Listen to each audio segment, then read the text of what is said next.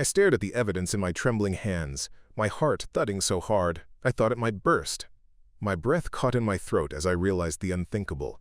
The two people I trusted most in this world had built our lives on a lie. Mom and Dad were frauds. A stack of bank statements and legal documents, things I was never meant to see, shook between my fingers. How could they do this? How could my own parents betray not only the world's trust, but mine? In that moment, standing alone in the dark of Dad's home office with only the computer's glow on my face, I felt the ground I'd always stood on begin to crumble beneath me. I wasn't supposed to be in here. The office was Dad's sacred space, a room we hardly entered except by invitation. But tonight I'd crept in, driven by a mixture of fear and desperate hope that I was wrong. The mahogany desk that once symbolized his hard work and honesty was now strewn with secrets. In the darkness, surrounded by shadows and a truth I never asked for, I realized nothing in my life would ever be the same. 2 months earlier, I never would have believed any of this. Back then, everything about my family seemed ordinary, even idyllic. We lived in a cozy suburban neighborhood on the outskirts of Denver, in a 2-story house with a picket fence and a lawn Mom prided herself on. I was 18 and in my last year of high school, busy with college applications and basketball practice. Dad was an accountant with a small firm in town. Mom ran a local charity that organized food drives and after-school programs. To anyone looking from the outside, we were the picture of a wholesome American family. And to me, we were happy. At least I thought so. I had a mom who baked banana bread on weekends and a dad who never missed my games. They worked hard to give me a good life. We weren't rich by any means, but we never seemed to struggle either. I knew there were bigger houses up the hill with fancy SUVs, but I never felt like I was missing out. Our house was filled with laughter more often than not. The walls were decorated with my childhood finger paintings and framed photos of family road trips to the Grand Canyon and Yosemite. Trust was a word I never had to think about. It was just the invisible glue that held us together. If you'd asked me then, I would have said I trusted my parents completely. They'd always taught me to be honest, to play fair, to be a good guy. Looking back now, I realize there were little warning signs, but I barely noticed them at the time. I remember one evening in particular. It was early fall, a crisp September night where the air smelled like pine and the first hint of winter. I came home late from basketball practice. Through the kitchen window, I saw Mom and Dad in a heated discussion at the table. Their faces were close, voices low but intense. The moment Mom spotted me coming up the driveway, she jumped in her seat.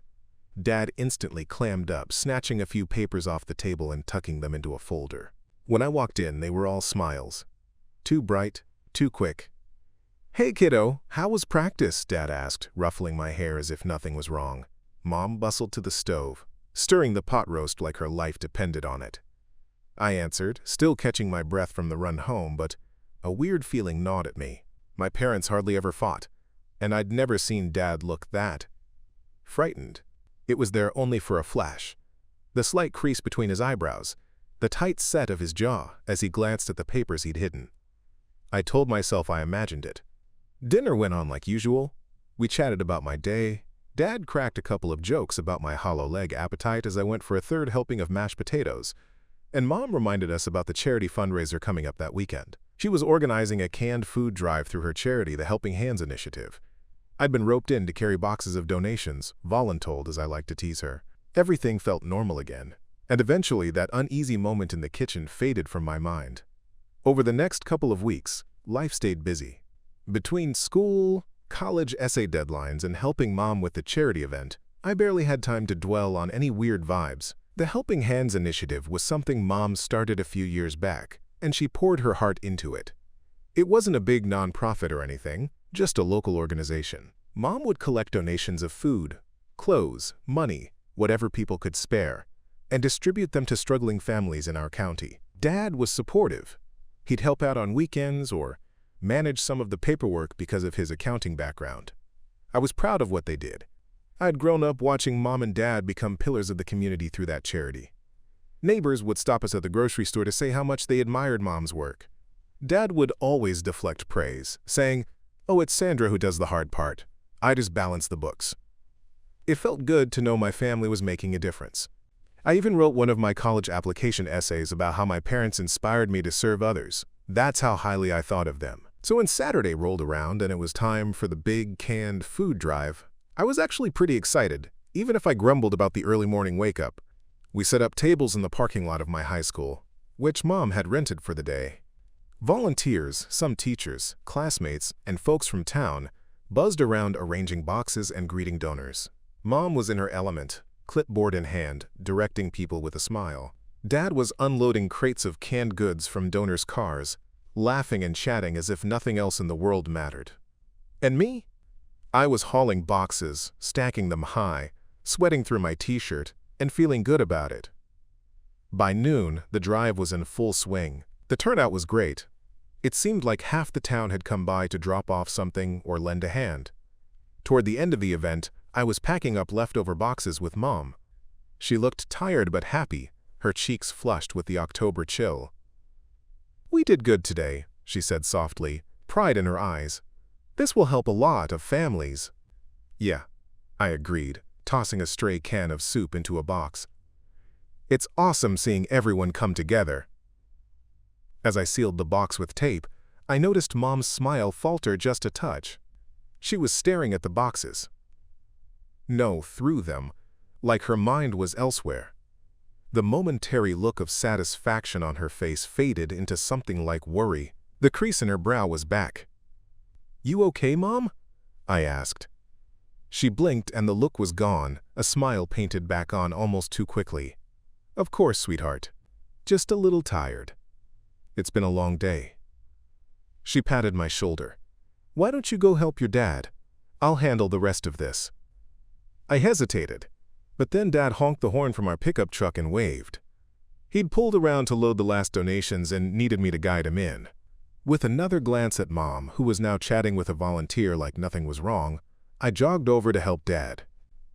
On the drive home, with just my parents and me in the truck, I sat in the back seat watching the sun dip low over the Rockies, painting the sky orange and pink. Mom and Dad chatted casually about the day, but I sensed an undertone I couldn't quite place. It wasn't until we were pulling into our driveway that I caught something that made my stomach flip. Mom said, "I'll tally up the cash donations after dinner." There were quite a few checks this time. Dad responded quietly, "All right, just double-check the ledger before you do. I made some adjustments last week that we need to reconcile." Mom shot him a sharp glance. "What adjustments?" she asked.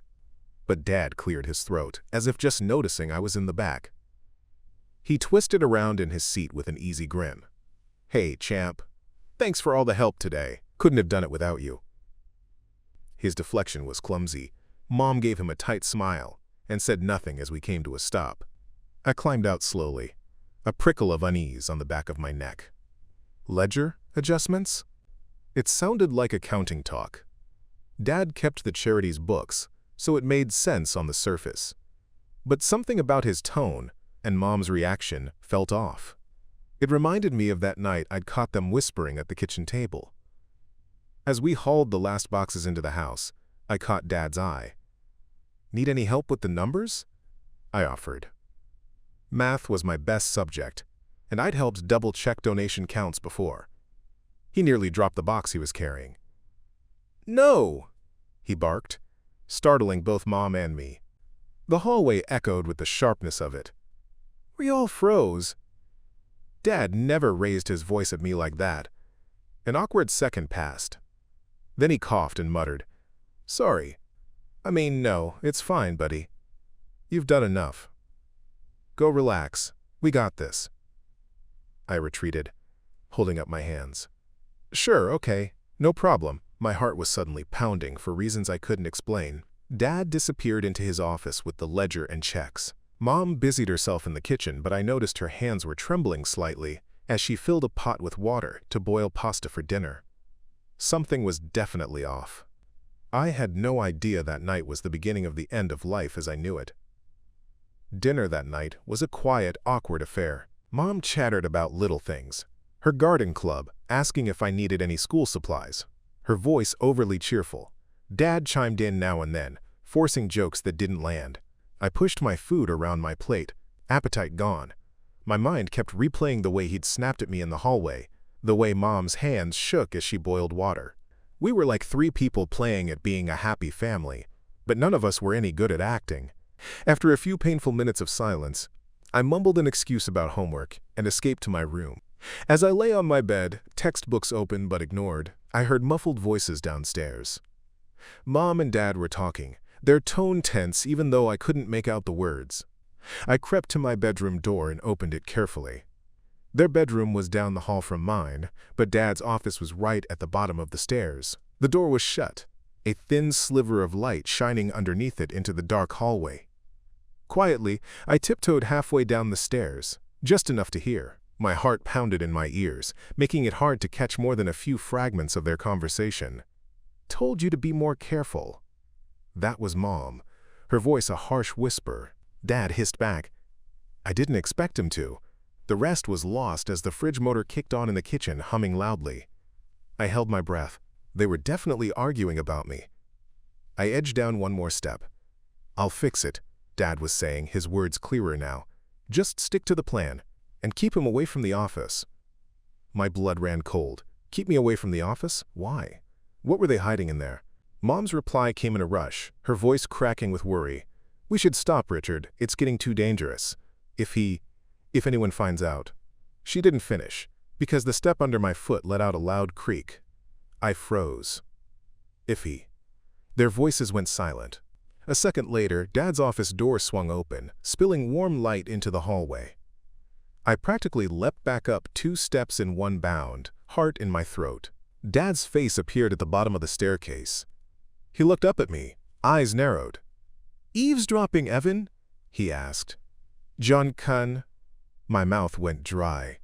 I was just getting some water," I lied, holding up the empty glass I'd brought from my room. He stared at me for a long moment, tension simmering in the air. Then, to my surprise, his expression softened into something like regret. "Sorry, kiddo. Didn't mean to snap at you earlier," he said, his voice echoing strangely in the dark hall. "Long day, that's all. You should get some rest." Behind him, I saw Mom hovering in the office doorway, arms crossed tightly. She didn't say a word. Her face was partly in shadow, but I thought I saw a glint of tears on her cheek. "Yeah," I managed to croak, retreating up the steps. "Night, Dad." "Night, Mom." Dad nodded. Without another word, he gently shut his office door again. The latch clicked, and the light beneath the door disappeared. I stood there in the dark hallway, shaken. They knew I was suspicious. They were talking about keeping me away from the truth. A lump rose in my throat as it hit me. Whatever this secret was, my parents were choosing to hide it from me. They were in it together. Sleep didn't come easy that night. I lay awake for hours staring at the ceiling, my mind racing. What could the plan be? What were they fixing? Words like dangerous and find out swirled through my head. Was it money troubles? Something illegal? My stomach churned. I thought about the charity and all the donations. Had something gone wrong there? Or was it related to Dad's accounting job? Could it be fraud at his work? Not knowing was eating me alive. Late into the night, I scoured the internet for clues, reading about fraud cases and charity scams, and only became more terrified by what I found. Story after story of respected community members caught embezzling funds or families ruined by IRS investigations. Each article made my heart pound harder. Could my parents, who taught me right from wrong, really be capable of something like that? I kept recalling Dad's tense whisper, "I'll fix it. Just stick to the plan," and Mom's fearful plea to stop. By 2 a.m., my eyes were burning, and I felt no closer to an answer, just more dread. I tossed my phone aside and pressed the heels of my hands into my eyes. What do I do? Confront them? They'd just deny it, like they were already doing. Go to the police? The thought made me feel sick. They were my parents. And what would I even say without proof? No, I needed to know what was really going on first. Only then could I figure out what to do. That resolve settled uneasily in my chest. No do. The next morning, I could barely look Mom and Dad in the eye. Dad left early for a weekend meeting with a client, and Mom busied herself cleaning the already spotless kitchen. I muttered a quick goodbye and slipped out of the house for a while. They each gave me quick, distracted smiles. It all felt so fake. That afternoon, I waited until I had the house to myself. Dad was still out, and Mom had left to deliver some of the canned goods from the drive to a church pantry across town. I told her I'd stay home to study, and she seemed too preoccupied to question it. The second I saw her car pull out of the driveway, I sprang into action. My hands were sweating as I approached Dad's office door. I half expected it to be locked, but the knob turned easily. I realized he never usually locked it. Maybe he never thought he needed to, since I'd always respected their privacy in here. Until now, I quietly shut the door behind me. The familiar scent of Dad's cologne hung in the air. It felt wrong to be snooping through his things, but I reminded myself of his harsh no and Mom's fearful whispers. Right or not, I had to know the truth. And mind you are, I started with the desk. On the surface, it was neat. Just his closed laptop, a stack of envelopes, and a photo of Mom and me from a few summers ago at the lake, all of us laughing. The normalcy of that photo made my stomach twist for a moment. I searched through the desk drawers, finding mostly the usual bills and household documents, until I spotted a manila folder shoved in the back of the file drawer, unmarked and slightly crumpled as if it had been hidden in a hurry. I pulled it out with shaky fingers and opened it on the desk. Inside the folder was a stack of financial documents, bank statements, tax returns, transaction logs, and with each page my stomach dropped further. There were huge wire transfers to accounts I didn't recognize, falsified expense reports and tax forms claiming things that never happened. It was all right here. Proof that money was somewhere it shouldn't be, that they'd been hiding assets and lying about the charity's funds. My hands trembled as I realized exactly what I was seeing. Fraud. This was outright fraud. Mom and Dad had been siphoning money, donations meant for the charity, into a secret account. While Mom smiled and accepted people's contributions for the needy, and Dad played the humble helper, they had been lining their own pockets. And worse, they hadn't trusted me enough to tell the truth. Perhaps they knew how horrified I'd be. A hot tear rolled down my cheek before I even knew I was crying. Anger, confusion, betrayal. All of it crashed over me at once. My vision blurred as I gripped the edge of the desk, knuckles white. The room felt like it was closing in. Just then, I heard the front door click open. Mom was home early. Panic surged through me. I frantically shoved the papers back into the folder and kicked the drawer shut just as I heard Mom's footsteps. The door swung open, and there I was, flushed and breathless, obviously caught red-handed. Mom's eyes flicked from my face to the half-closed drawer and the papers sticking out of it. Her face drained of color. In that instant, the truth was plain on her face. The guilt, the fear. We stared at each other, frozen. "Evan," she said slowly, stepping inside and closing the office door behind her. "What are you doing in here?" Her voice was quiet, but there was an edge to it. Panic barely held in check. I felt my chest heave as I tried to steady my voice. There was no use pretending now. "I think you know," I said, my tone trembling despite my attempt to sound firm. "I know about the money, Mom. The fake expenses. The fraud." Mom's lips parted, and a strangled sound escaped her, like someone had knocked the wind out of her. She glanced at the drawer and back at me. "It's not what you think," she whispered. A bitter laugh bubbled up from my throat. Tears blurred my vision. "It's exactly what I think," I snapped. "I'm not a little kid, Mom. How could you and Dad do something like this? All those people who donated, who trusted you." My voice broke. "How could you lie to me?" She crossed the room in 2 quick strides and grabbed my arms. "Listen to me," she pleaded, eyes shining. "I'm sorry, honey, I'm so sorry." Her grip on my arms was trembling. "We never meant to hurt anyone, we just—" The sound of the front door opening again cut her off. Both of us startled. A voice called from the entryway, "Dad." "Sandra, I'm back. Forgot the client files and—" He fell silent, probably seeing Mom's car outside or sensing something was wrong. Seconds later, Dad appeared in the doorway behind Mom. His eyes swept over the scene. Me red-eyed and shaking, Mom holding on to me, the drawer still ajar with papers poking out. I saw the understanding hit him, and his shoulders sagged as if a heavy weight had just landed on them. He quietly closed the door behind him and leaned against it. For a moment, none of us spoke. Mom released my arms and stepped back, wiping at her eyes. Dad broke the silence. his voice low and rough. "So," he said, looking between Mom and me, "I guess you know." My chest constricted. Hearing him say it, not even bothering to deny it, made it all painfully real. I gave a small, shaky nod. "I know enough," I replied in a raw voice. How long have you been stealing?" Mom winced at that word. Dad's face crumpled like he'd been struck. "Since about 3 years ago," he answered after a beat. His tone was flat, defeated. 3 years. Mind reeled. 3 years of lies.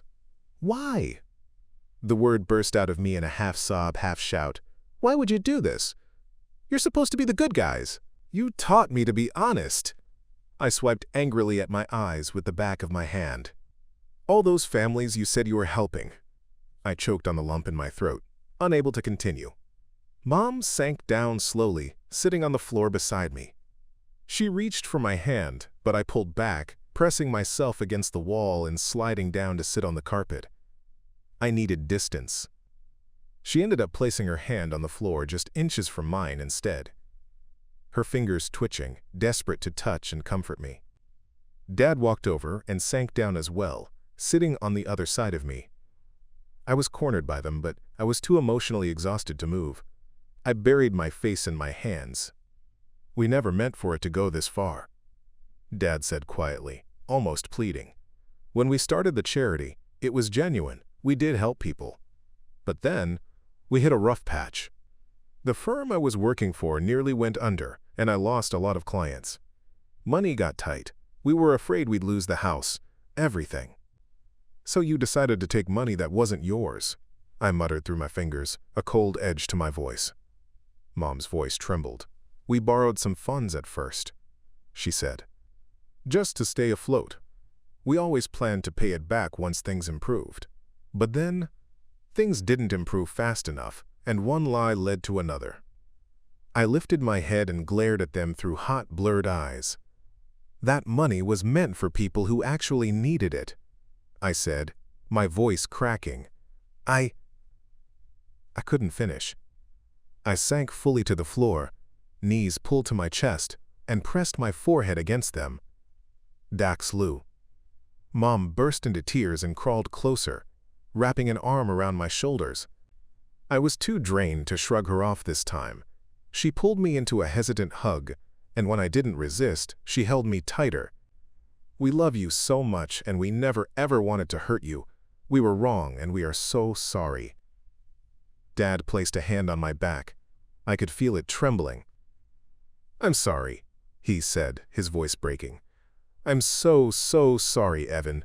We made a terrible mistake, and then made it worse by hiding it." Mom pressed her forehead to my shoulder. I felt her tears soaking through my shirt.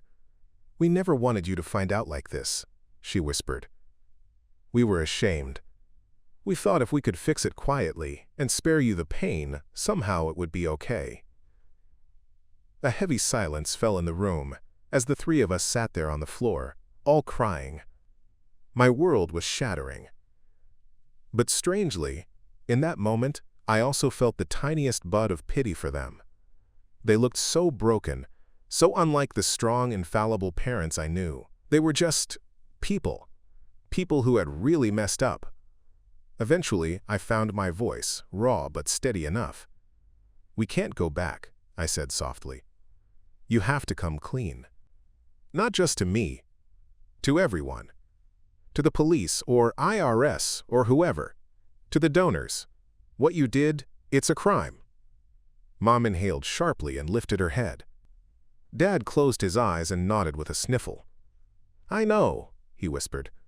"We've been preparing to, actually. That's what the plan was. To quietly pay back what we could, and then face the music. The audit letter." He gestured vaguely toward the desk. "The IRS is already catching on. We hired a lawyer, been discussing how to proceed. I was going to tell you once it was resolved. At least that's what I told myself." Mom wiped her eyes with the heel of her hand. "We're so scared," she admitted in a small voice. "We might have to go to jail. At the very least, we'll be in serious legal trouble. We tried to avoid that, but it might be unavoidable now." Jail. The word hung in the air like a death sentence. I shuddered. The thought of them being taken away in handcuffs, of coming home to an empty house, made me feel sick. My voice trembled as I said, "Maybe if you turn yourselves in and cooperate, they'll go easier on you. That's a thing, right? If you confess first." Dad managed a weak, sad smile. "That's what the lawyer said. It could help, but it's not guaranteed." "I don't want to lose you," I confessed, my composure cracking completely. In that instant, I felt like a little kid again, voicing the most basic fear. As furious and hurt as I was, I didn't want my parents taken away from me forever. "Oh, honey." Mom turned and hugged me fully now, and this time I sank into her embrace. "I'm so sorry," she kept saying through sobs. Dad wrapped his arms around both of us, and we huddled there together on the floor. For a long time, none of us moved. That day blurred into night. I remember Mom and Dad sitting at the kitchen table for hours, making a flurry of phone calls to their lawyer, an accountant friend, even to the small board of Mom's charity to arrange an emergency meeting. True to their word, they were done hiding. I mostly hovered in the periphery, numb and silent, while they set the confession in motion. As I listened to them haltingly explain things to others over the phone, a strange thing happened. I could hear the honesty in their voices. It was raw and painful, but real. In a horrible, tragic way, it felt like a relief. That night, for the first time in a long time, I saw my parents hold each other without any pretense. Mom cried into Dad's chest and he stroked her hair, whispering, "We'll get through this, we will." I wasn't sure if he was telling her, or me, or himself. I wanted so badly to believe him. I wanted to fast forward to the part where everything would be okay again. But we were far from that. We had a long, hard road ahead. In the weeks that followed, Mom and Dad confessed everything. There were consequences, of course. The charity was shut down, and we had to repay a lot of money. But as we weathered the legal and personal fallout, something unexpected happened.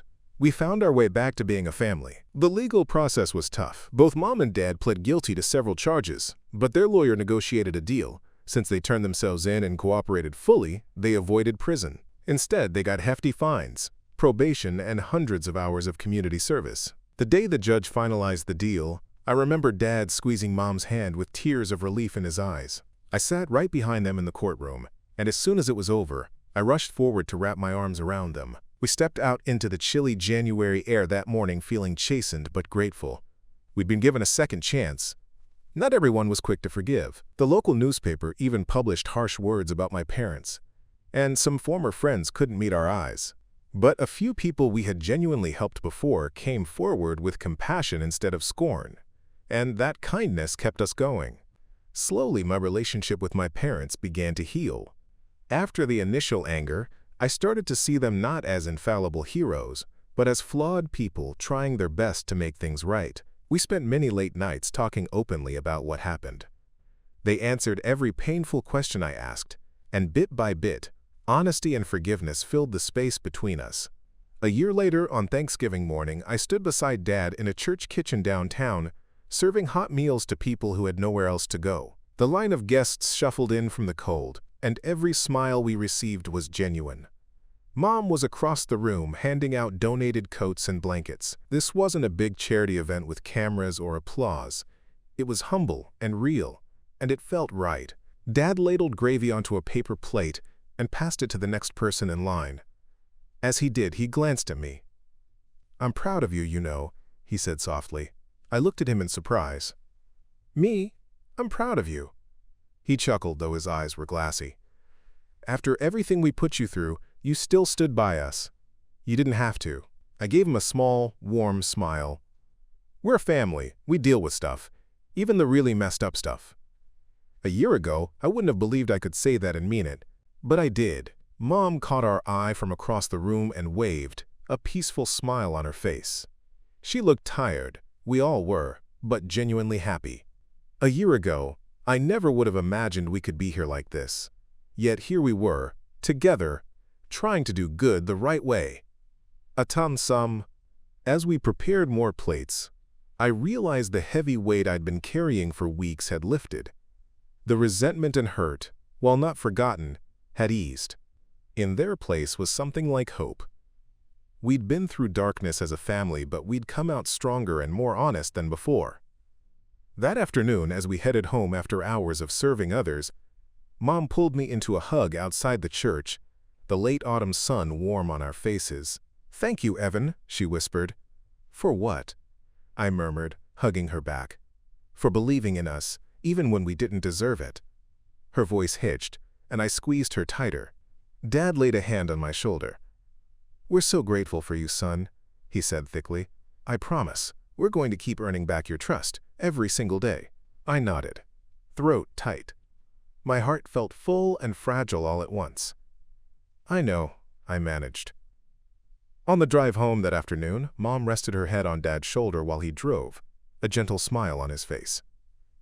I leaned back and closed my eyes, finally feeling at peace. It truly felt like the beginning of something new and good. We were a family, and we were going to be okay. There's something truly powerful about seeing a family face the worst and still find a way back to each other. Listening to this story, I was struck by how courage, honesty, and forgiveness can heal even the deepest of wounds. In the end, it reminds me that no matter how dark a secret, love and understanding can light the way to redemption.